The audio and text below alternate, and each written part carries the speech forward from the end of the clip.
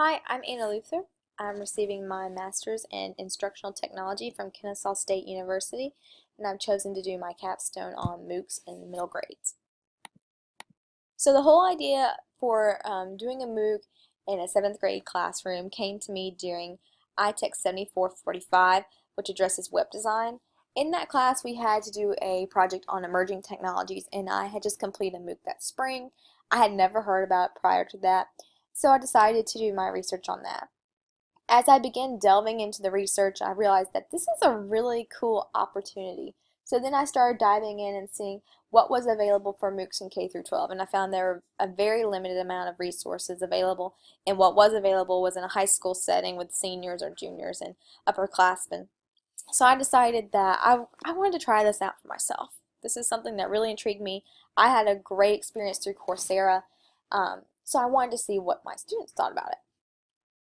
So I decided I was going to do a Maymester course. In May, it's very difficult in schools. Testing is over, the kids are restless, and there are a lot of field trips and things going on. So I wanted to make something very flexible, something that would combine a classroom experience because we have limited technology in our school, but I wanted to be predominantly online, and I wanted to develop this Maymester course to introduce the students to problem and project-based learning, and I also wanted to introduce Georgia Studies.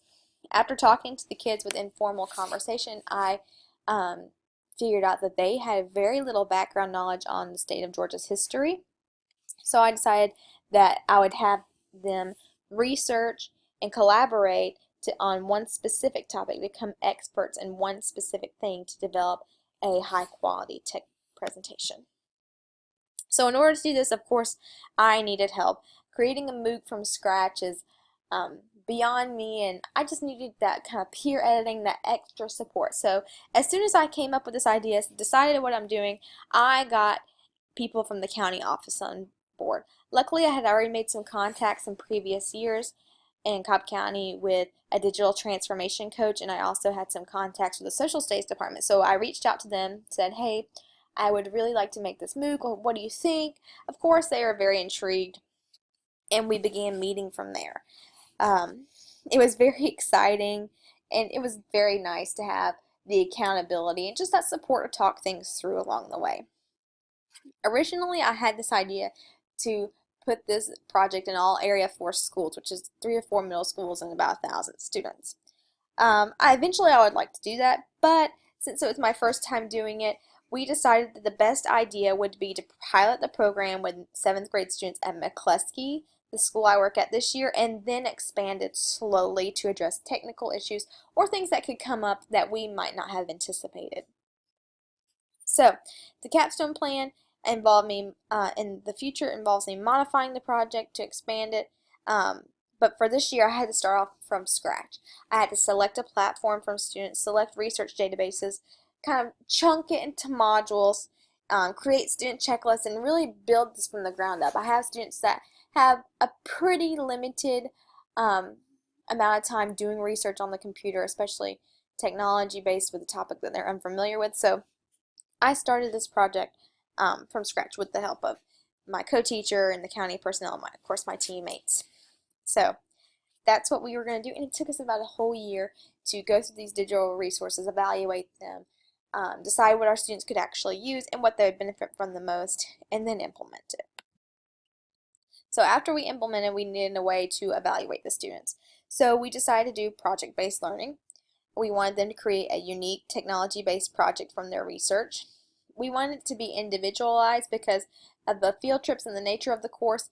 It just worked better if a student could make up what they missed in their own time, come in early to make it up, all those kinds of things. So to keep that collaboration aspect within the project, we inserted some chances to be peer reviewed. Students were peer reviewed by topic, time period, social studies domain, which is geography, history, economics, government. So we broke them into those groups, and we also broke them into groups by their presentation tool. A lot of the students used ThingLink, Powtoon, some did online posters, and some even went as basic as a PowerPoint.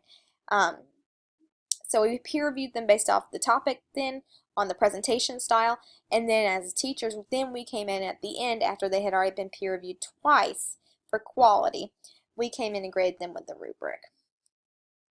At the end of the project, we evaluated it. We debriefed together. I debriefed with the county personnel who came in and visited and were very gracious to volunteer their time for that. I debriefed with my teammates, my co-teacher especially, because we had small group kids that were functioning on a first grade reading level completing this project. So we talked about how we differentiated, how could we strengthen that, what did we do well, what can we improve, and then we also solicited informal feedback from the students.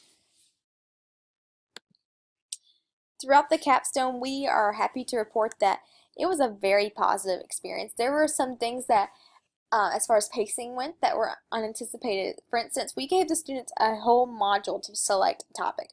We thought that they would want to have some time to discover. We put some interactive things up through the online virtual studies site for Georgia and had some self-discovery exercises. But when we handed out the topic list, we were really surprised that students immediately gravitated toward one thing.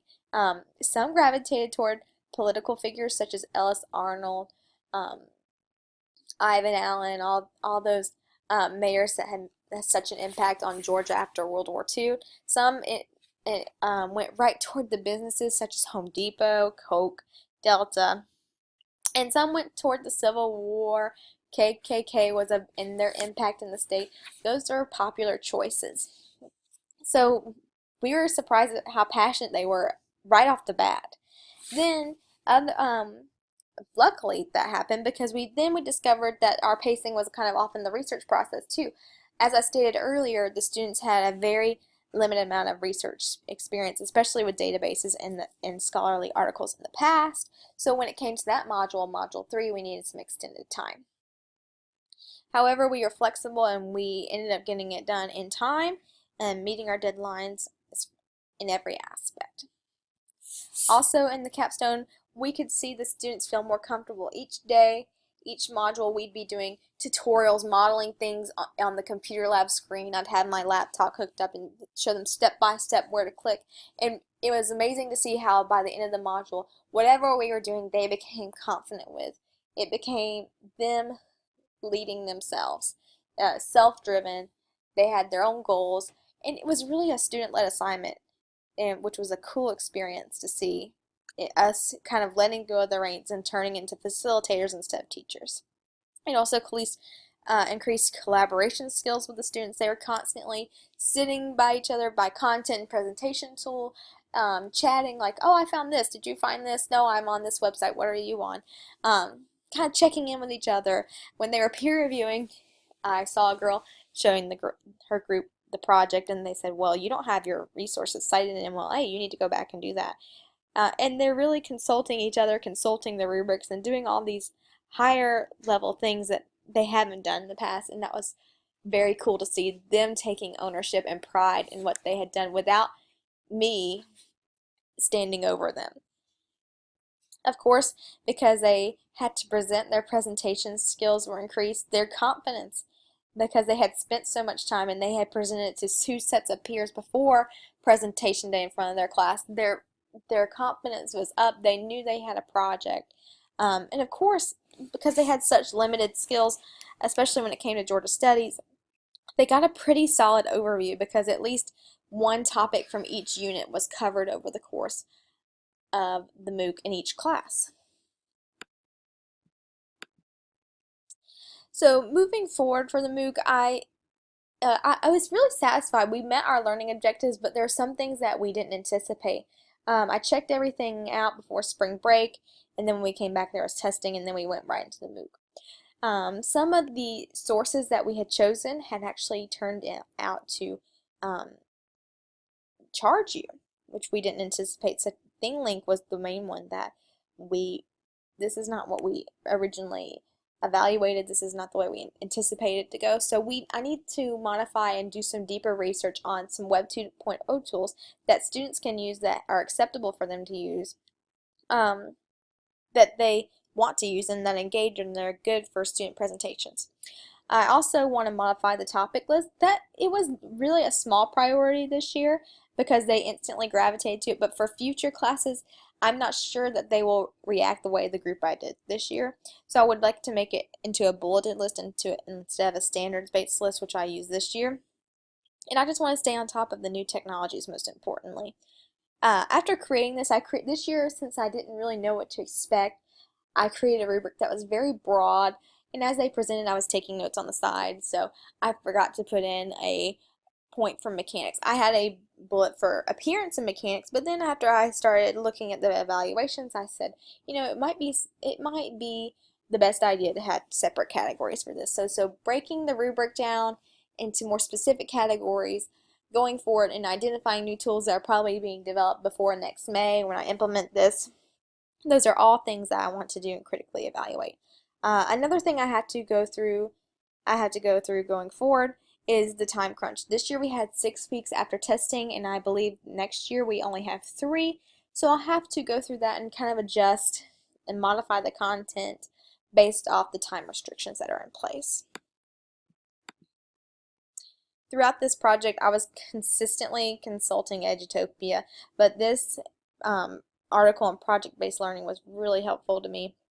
And also, one of the references from my research paper, my annotated bibliography in educational research was very helpful, and it was the effect of human interactions on students' performance and satisfaction.